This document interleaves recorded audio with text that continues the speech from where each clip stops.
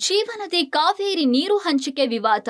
August 3ಕ್ಕೆ Tamil Nadu Karnataka ಮಹತ್ವದ ಸಭೆಯತ್ತ ಕನ್ನಡ ಸಂಘಟನೆಗಳ ಚಿತ್ತ. ಸಮಸ್ಯೆ ಬಗೆಹರಿಯದಿದ್ರೆ ತೀವ್ರ ಹೋರಾಟ ಫಿಕ್ಸ್. ತಮಿಳುನಾಡಿಗೆ 15 ದಿನಗಳ ನಿತ್ಯ 3,500 ಕ್ಯೂಸೆಕ್ ನೀರು ಬಿಡುವಂತೆ ಕಾವೇರಿ ನೀರು ನಿಯಂತ್ರಣ ಸಮಿತಿ ಆದೇಶ ಕೊಟ್ಟ ಬೆನ್ನಲ್ಲೇ ಬೆಂಗಳೂರಿನಲ್ಲಿ ಪ್ರತಿಭಟನೆಗಳು ತೀವ್ರಗೊಂಡಿವೆ. ಈ ನಡುವೆ ಬೆಂಗಳೂರಿನಲ್ಲಿ ಆಗಸ್ಟ್ 3ರಂದು ಮಹತ್ವದ ಸಭೆ ನಡೆಯಲಿದೆ. ಈ ಸಭೆ ಸಾಕಷ್ಟು ಕುತೂಹಲಕ್ಕೆ ಕಾರಣವಾಗಿದೆ. ಈ ಸಭೆಯಲ್ಲಿ ಸಿಎಂ ಡಿಕೆ ಶಿವಕುಮಾರ್ ಹಾಗೂ ತಮಿಳುನಾಡು ಸಿಎಂ ಜೋಸೆಫ್ ವಿಜಯ್ ಭಾಗಿಯಾಗುವ ಸಾಧ್ಯತೆ ಇದೆ. ಈಗಾಗಲೇ ಸಭೆಗೆ ಸಿದ್ಧತೆಗಳನ್ನ ಮಾಡಿಕೊಳ್ಳಲಾಗ್ತಾ ಇದೆ ಎನ್ನಲಾಗಿದೆ.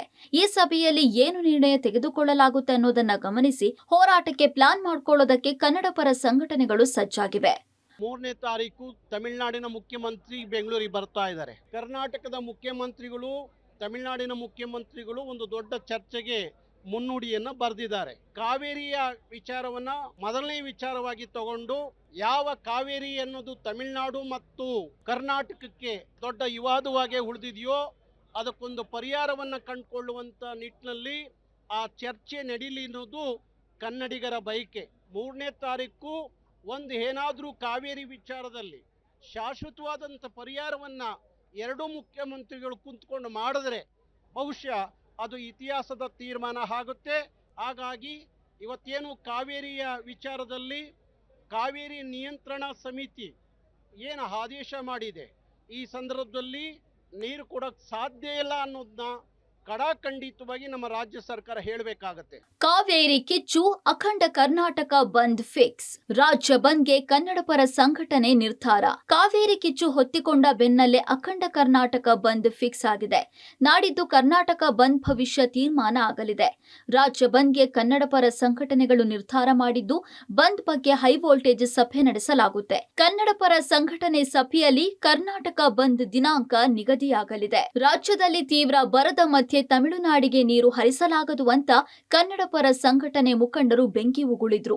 ಕಾವೇರಿ ನೀರು ನಿರ್ವಹಣಾ ಸಮಿತಿ ಶಿಫಾರಸು ಅವೈಜ್ಞಾನಿಕ ಆಗಿದೆ. ಸಿಡಬ್ಲ್ಯೂಆರ್ಸಿ ಶಿಫಾರಸನ್ನ ಒಪ್ಪೋದಕ್ಕೆ ಆಗೋದಿಲ್ಲ. ಯಾವುದೇ ಕಾರಣಕ್ಕೂ ತಮಿಳುನಾಡಿಗೆ ನೀರು ಹರಿಸಲ್ಲ ಎಂದ್ರು.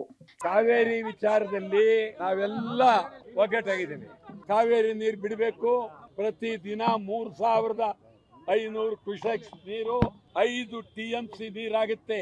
5 TMC ನೀರನ್ನ ಬಿಟ್ರೆ ನಮಗೆ ಎಣ ಸುಡಕ್ಕೆ ಎಣ ನೇಸಕ್ ನೀರಿಲ್ಲ. ಆದ್ರಿಂದ ಎಲ್ಲಾ ಕನ್ನಡ ಪರ ಸಂಘಟನೆಗಳ ಸಭೆಯನ್ನ ಕರೆದಿದ್ದೀವಿ ಮತ್ತು ಅಖಂಡ ಕರ್ನಾಟಕ ಬಂದು ಗ್ಯಾರಂಟಿ. ಅದು ಅವೈಜ್ಞಾನಿಕವಾದಂತಹ ತೀರ್ಪು. 2 ತಿಂಗಳಾಗಿದೆ ಮುಂಗಾರು ಮಳೆ ಪ್ರಾರಂಭ ಆಗಿ, ಒಂದು ಹನಿ ನೀರು ಯಾವುದೇ ಡ್ಯಾಮ್ ಮೇಲೆ ಭರ್ತಿ ಆಗಿಲ್ಲ. ಯಾವುದೇ ಕಾರಣಕ್ಕೂ ಸರ್ಕಾರ ಮಣಿಬಾರದು, ಮೇಲ್ಮನವಿಯನ್ನು ಸಲ್ಲಿಸಬೇಕು. 1991ರಲ್ಲಿ ಇದೇ ರೀತಿ ಹೋರಾಟ ಆಗಿ ಅವತ್ತಿನ ಮುಖ್ಯಮಂತ್ರಿ ಸುಗ್ರೀವಾಗಿ ಹೊಡೆಸಿದ್ರು ನೀರು ಬಿಡಲ್ಲ ಅಂತ. ಅದೇ ಸಾಲಿನಲ್ಲಿ ಇವತ್ತು ಡಿಕೆ ಶಿವಕುಮಾರ್ ಅವರು ಈ ರಾಜ್ಯದ ಮುಖ್ಯಮಂತ್ರಿಗಳು ಗಟ್ಟಿಯಾದಂತಹ ನಿಲುವನ್ನ ಅವ್ರು ತಗೋಬೇಕು. ಸಮಸ್ಯೆ ಬಗೆಹರಿಯದೇ ಇದ್ರೆ ಬೆಂಗಳೂರು ಸೇರಿ ರಾಜ್ಯದ ಹಲವು ಜಿಲ್ಲೆಗಳಲ್ಲಿ ಹೋರಾಟವನ್ನ ತೀವ್ರಗೊಳಿಸಲು ತಯಾರಿಗಳನ್ನ ನಡೆಸಲಾಗ್ತಾ ಇದೆ.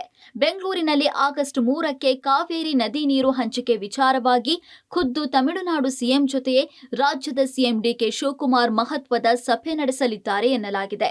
14 ವರ್ಷಗಳ ಹಿಂದೆಯೂ ಈ ವಿಚಾರಕ್ಕೆ ಸಂಬಂಧಪಟ್ಟಂತೆ ಬೆಂಗಳೂರಿನಲ್ಲಿ ಸಭೆ ನಡೆದಿತ್ತು. ತಮಿಳುನಾಡಿನ ಸಿಎಂ ಆಗಿದ್ದ ಜಯಲಲಿತಾ ಹಾಗೂ ಕರ್ನಾಟಕದ ಸಿಎಂ ಆಗಿದ್ದ ಜಗದೀಶ್ ಶೆಟ್ಟರ್ ನಡುವೆ ಸಭೆ ನಡೆದಿತ್ತು. ಕುಡಿಯೋದಕ್ಕೆ ನೀರಿಲ್ಲ. ಹೀಗಿರುವಾಗ ತಮಿಳುನಾಡಿಗೆ ನೀರು ಹರಿಸಿದ್ರೆ ಇದಕ್ಕೆ ರಾಜ್ಯ ಸರ್ಕಾರ ಒಪ್ಪಿದ್ರೆ ಸಿಎಂ ಡಿಕೆ ಶಿವಕುಮಾರ್ ವಿರುದ್ಧವೇ ಹೋರಾಟ ಮಾಡ್ತೇವೆ ಅಂತ ರೈತರು, ಹೋರಾಟಗಾರರು ಎಚ್ಚರಿಸಿದ್ದಾರೆ. ಆಗಸ್ಟ್ 3ನೇ ತಾರೀಕು ಹಲವು ಬೆಳವಣಿಗೆಗಳಿಗೆ ಸಾಕ್ಷಿಯಾಗಲಿದೆ. Prakash, public TV, Bengaluru.